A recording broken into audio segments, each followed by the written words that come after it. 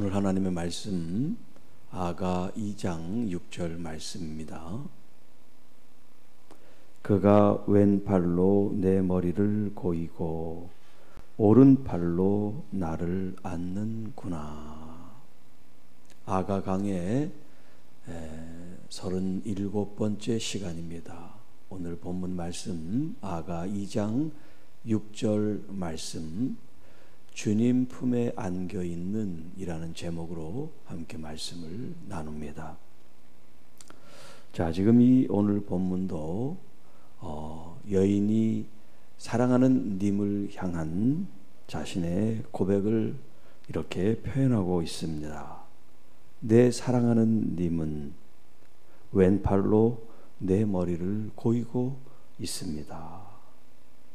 자, 지금 이 장면이 어떤 장면이에요? 마치 팔베개를 하고 있는 장면을 묘사하고 있습니다. 왼팔로 내 머리를 고이고 있습니다. 그리고 오른팔은 나를 안고 있습니다.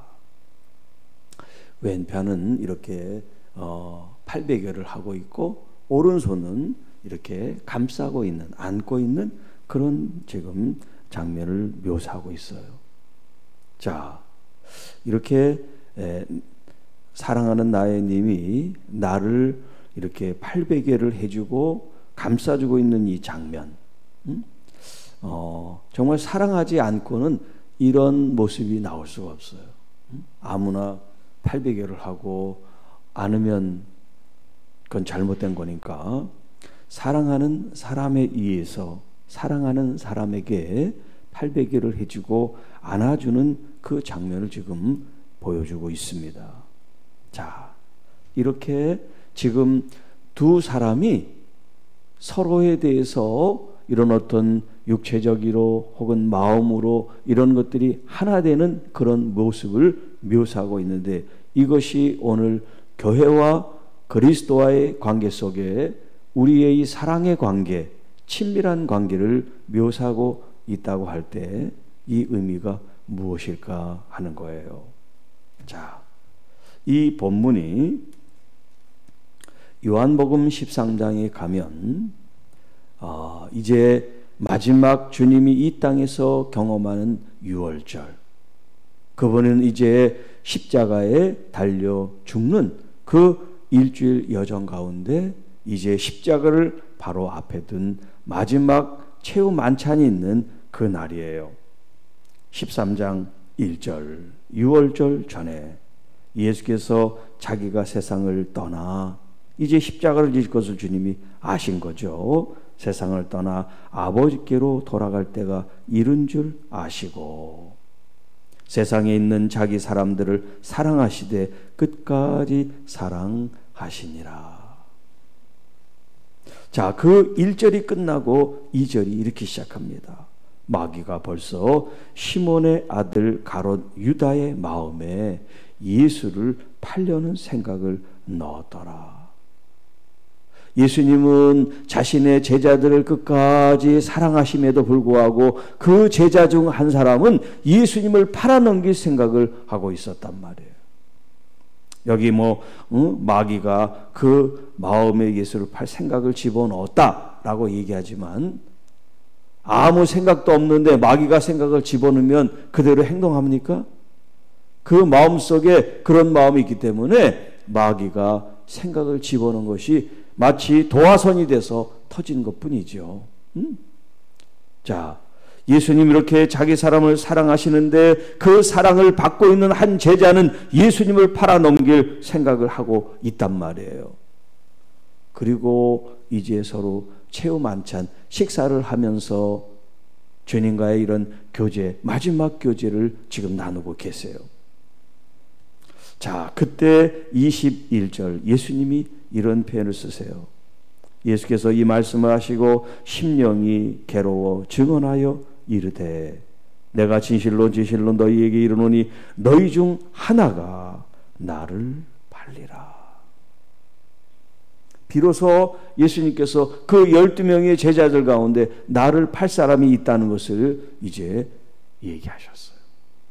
자, 그 얘기를 듣는 이 본인은 뺀 11명의 제자들이 어떤 마음이겠어요? 과연 누구냐? 누가 과연 예수님을 파냐?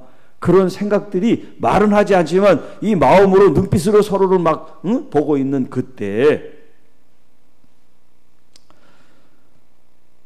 시몬 베드로가 머리짓을 하여 말씀하신 자가 누구인지 말하라고 지금 누구에게 머리짓을 하냐면 예수님의 품에 안겨있는 한 제자가 있었다는 거예요.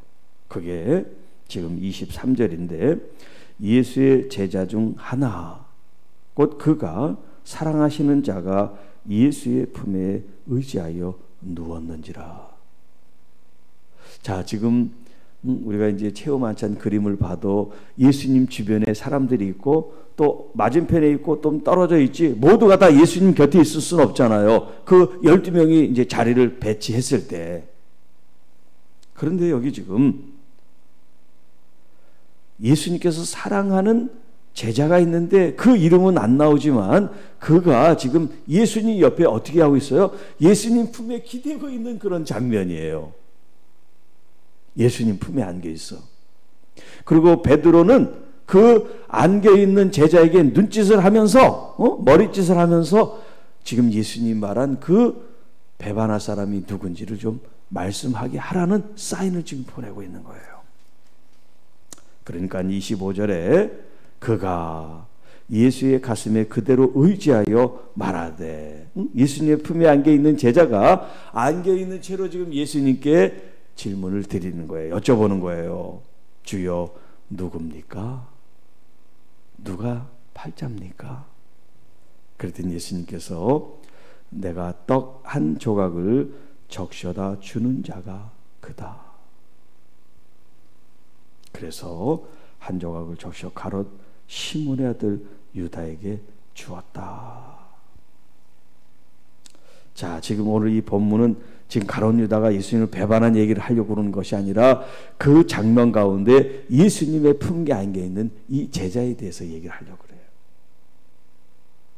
이 제자가 이름은 나와 있지 않지만 이 요한복음을 쓴 사도 요한이에요. 여러분, 예수님의 12 제자가 있어요. 그 12 제자 가운데 이 요한이 또 자기의 형제 야고보가 있는데 그 어머니가 예수님께 부탁을 합니다. 여러 제자들이 있지만 우리 두 아들을 좀 훌륭하게 써달라고 주님 좌우편에 두시라고. 예수님은 지금 십자가에 돌아가실 길을 갖고 있는데 그런 부탁을 해요. 자, 이 두 아들 중에 한 아들 야고보는 가장 먼저 순교했어요. 예수님 좌우편에 정말 세상에서 그렇게 잘 되기를 바라는 어미의 마음이 있지만 그 마음과 상관없이 가장 먼저 순교한 아들이 됐어요. 반면에 또 한 아들 이 요한은요, 이 12 제자 가운데 가장 오래 살아서 요한계시록까지 쓰게 된 놀라운 주님의 제자가 됐고 사도가 되었어요. 여러분, 요한 사도의 이 모든 복음서, 서신서, 계시록의 말씀의 핵심이 뭐냐? 하나님은 사랑이시라는 거예요. 요한계시록에 심판이 나오고 재앙이 나오니까 두렵습니까? 무섭습니까? 그건 무서워할 사람들이 있는 거야. 하나님의 심판을 받을 사람은 무서워해야지. 그러나 하나님의 사랑을 받는 여러분들은 무서워할 필요가 없어요. 오늘 여러분들이 신앙생활에 가장 중요한 덕목, 가장 중요한 요소가 있다면 바로 사랑하는 거예요.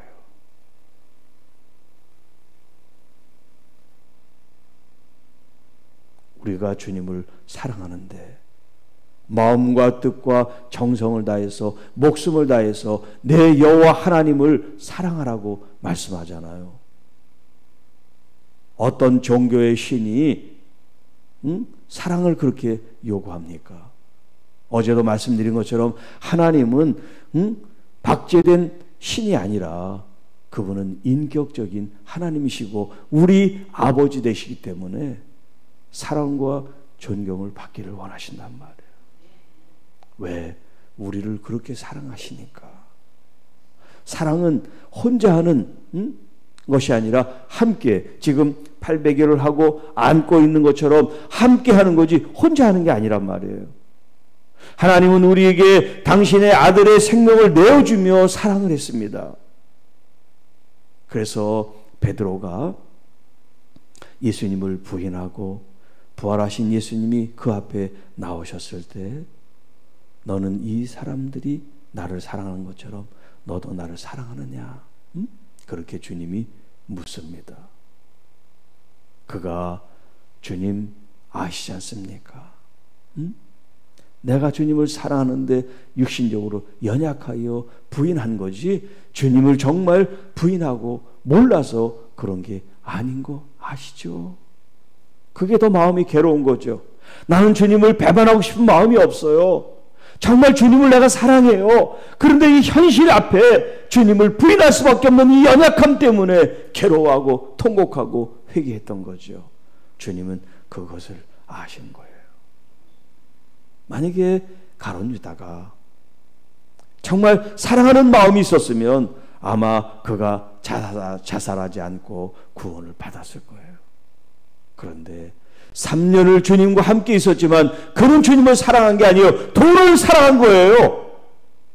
우리가 예수님을 믿으면서 믿음 생활을 하면서 내가 지금 무엇을 추구하고 있는지를 똑똑히 내 자신이 알아야 됩니다. 명예를 추구하는지 돈을 추구하는지, 마치 이 종교가 아편처럼 괴로우니까 이거라도 내가 믿어야지 그런 수단으로 믿으면 안 된단 말이에요. 이건 우리의 영생, 생명에 관계되는 거예요. 그렇기 때문에 예수 그리스도를 내가 진심으로 사랑하고 있지 않으면 우리의 신앙생활이 이게 종교적일 수밖에 없습니다. 여러분이 예배에 참여하셔서 예배자가 되는 거, 말씀을 듣는 거, 말씀을 사모해서 말씀을 읽는 거, 이 모든 것들이 주님을 사랑하는 것부터 나오지 않으면 그냥 책 읽기가 돼버리는 거죠. 강연 듣는 게 돼버리는 거죠. 인격이신 주님을 말씀을 통하여 내가 더 사랑하게 되고 알면 알수록 더 깊이 빠지게 되는 이 신비한 영적 경험들이 사랑 이외에 무엇이 있겠어요? 천사의 말을 한다 할지라도, 산을 옮길 만한 믿음의 능력이 있을지라도, 미래를 예측하고 예언하는 그런 은사가 있을지라도 사랑이 없으면 아무것도 아니니라. 여러분, 이 아가서에 나오는 표현들은 다 다르지만 한 가지 주제예요. 한 가지 요소를 우리에게 말해주는 거예요. 주님을 뜨겁게 사랑하십시오. 왜냐하면 주님이 여러분을 그렇게 생명을 내어줄 정도로 사랑하셨습니다. 이 얘기를 지금 하고 있는 거예요. 그 사랑의 표현이 이렇게 다양한 거죠. 오늘 이 본문은 마치 주님과 옆에 누워서 주님이 지금 내 팔베개를 하고 계시고 나를 꼭 끌어안고 계시단 말이에요. 자, 이 모습은 우리 그리스도이신 주님께서 교회를 돌보시고 보호하시고 사랑하시고 있다 하는 겁니다.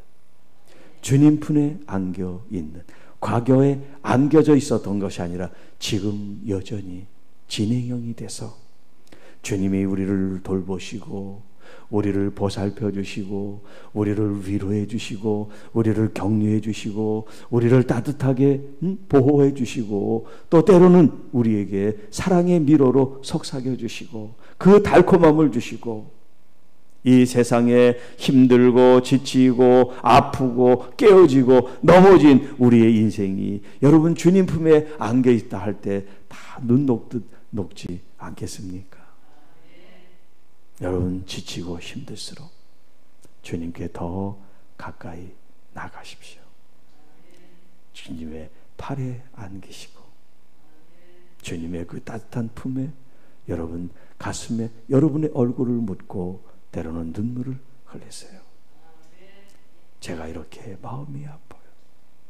제가 이렇게 외롭습니다. 제가 이렇게 고통받고 있습니다.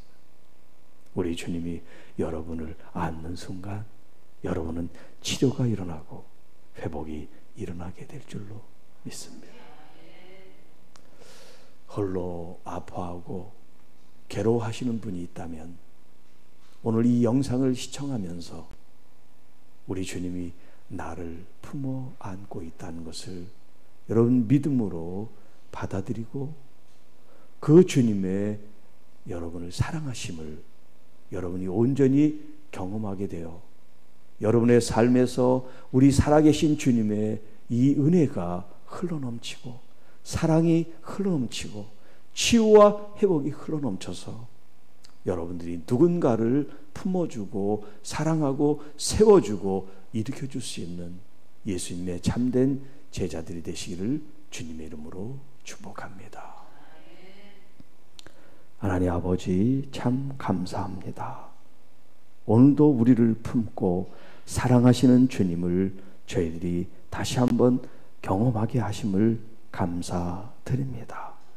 이 세상 사는 동안 우리가 참 많이 허전하고 외롭고 아프고 힘들고 쓸쓸하고 답답하고 억울하고 괴로울 때 세상적인 방법으로 풀지 않고 주님 품으로 달려올 수 있도록 저희들의 마음을 주님 인도해 주시고 우리의 마음들을 만져주시고 온전한 치유와 회복이 돼서 정말 주님에게만 있으면 항상 행복합니다. 기쁩니다. 감사합니다. 라는 고백이 절로 나오게 해주시고 어느 순간인가 내 아픔이 내 상처가 내 고통이 다 떠나가 없어져 정말 주님이 나를 만지셨고 회복시키셨고 치료하셨음을 경험하는 모든 주의 자녀들 교회들이 되게 하여 주옵소서.